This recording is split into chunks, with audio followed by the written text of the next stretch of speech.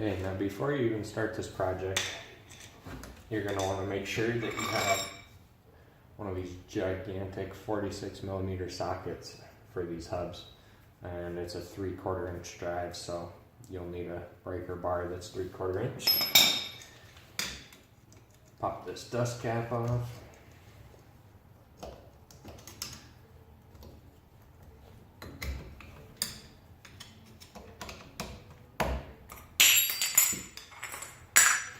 And I'll pry out this.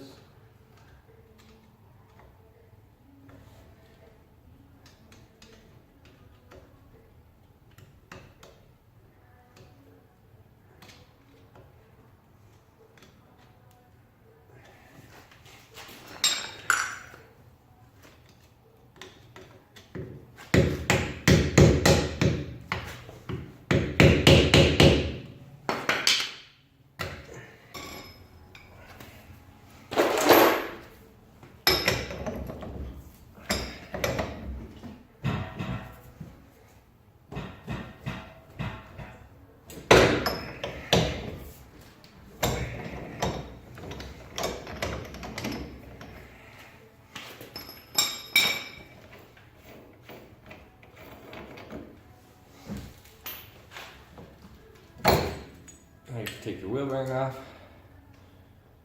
Now would be a good time to replace it if you want to.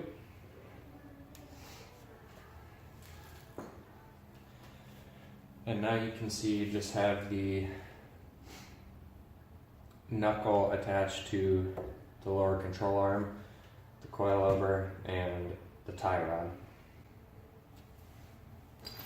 Just go ahead and take those off.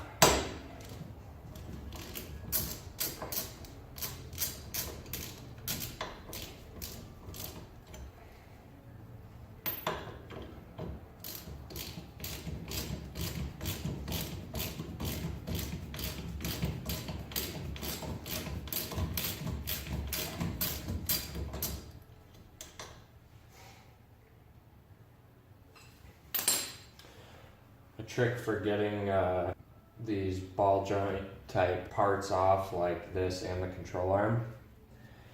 Instead of trying to use a separator and having a hell of a time with it, you just hammer the surface that's around your bolt. So like for the tie rod, you're gonna hammer it right here.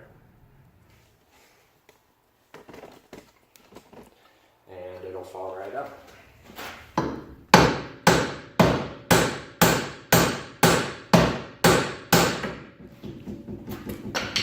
Just like that.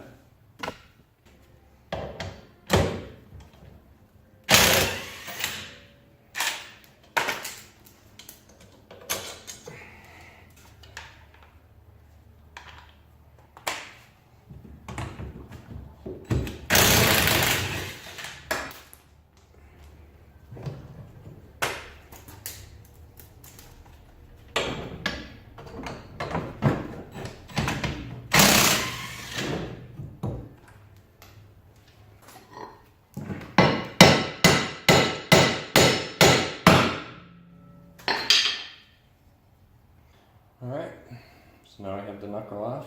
It's time to make a jig.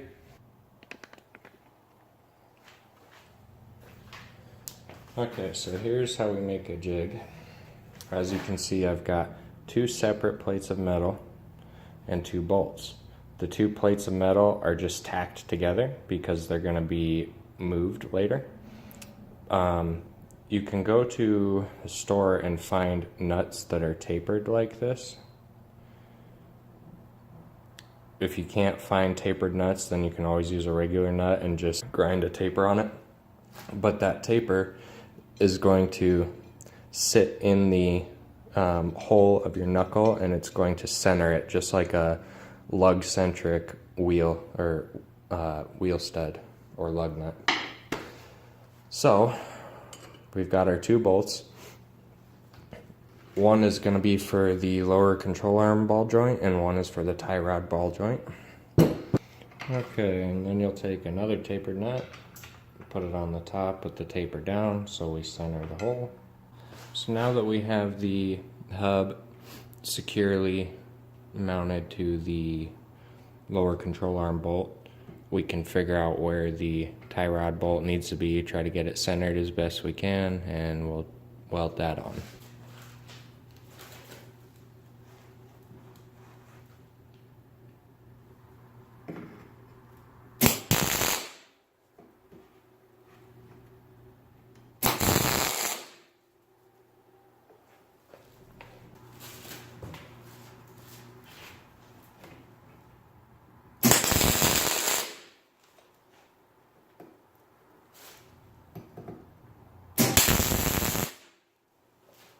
And now we need to take it off and put one of the tapered nuts on this bolt.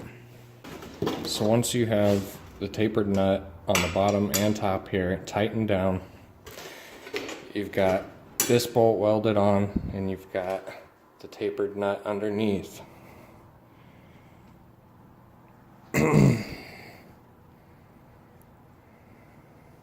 Now you need to raise this nut up until it's tight against the bottom. Okay, so now that you've got the jig made, basically what you're gonna do, so you're gonna draw a line just anywhere on here across both pieces.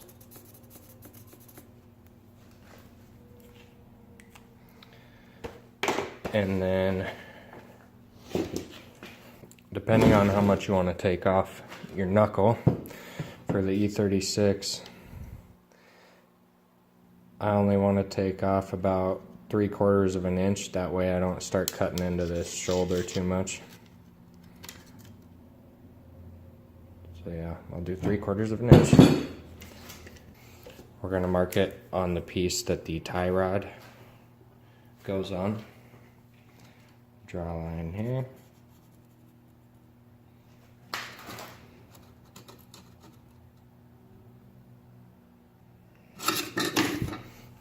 Then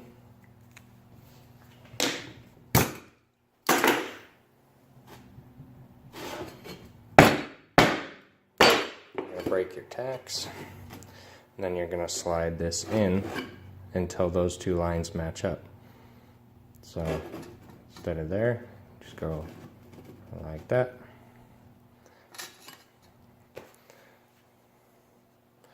Then you can tack those back together.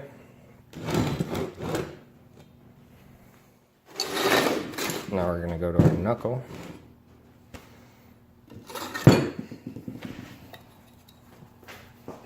Let's say we start right here. Off 3/4 of an inch. Put us right about here.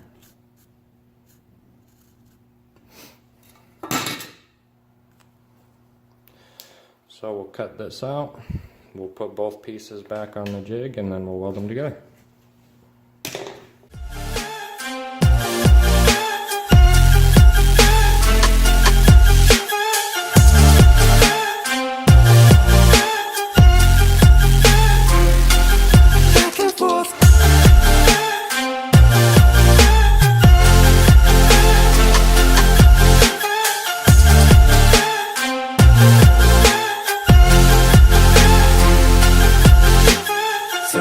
You're gone, even though you're missing something that you want. Can't keep pulling back and forth. Tell me that you're gone, even though you're missing. Temptation to call you when the rain crashes my day. I feel thoughtful, and I was aiming again like a circle. Now I'm laying down in this bed of pain. Memories of our last touch when I remember your fast love. Forgiven or forgotten, I can't trust anything that you ever say again. Tell me that you're gone even though you're still missing something you want. I'm a second away from giving into what we both lost. Back and forth. Okay, so as you can see, the tie rod end piece is actually lower than this because of the angle that it was at before. But that's fine, this is the way we want it, because in theory that should give us basically factory Ackerman if we keep it at the same height in relation to where it was originally.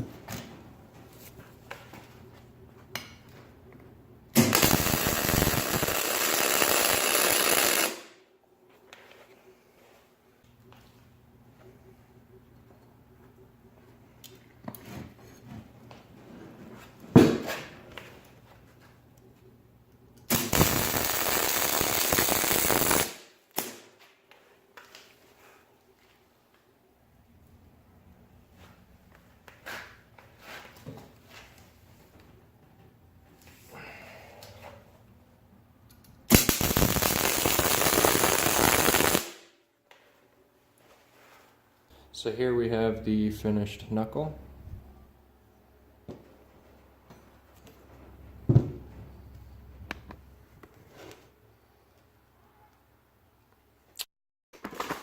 Now for tie rods, if you have factory control arms on your E36, you can use the stock tie rods. You just have to cut some off of the inner tie rod. So basically this part right here where it threads, you just cut some off and then you can thread it in further and that tie rod will work. If you have factory steering angle but you've installed like E46 control arms, then you'll need to use a longer tie rod, so you can use the E92 tie rods, which these are. If you have both the steering angle and the E46 control arms, you should be able to use your factory tie rods.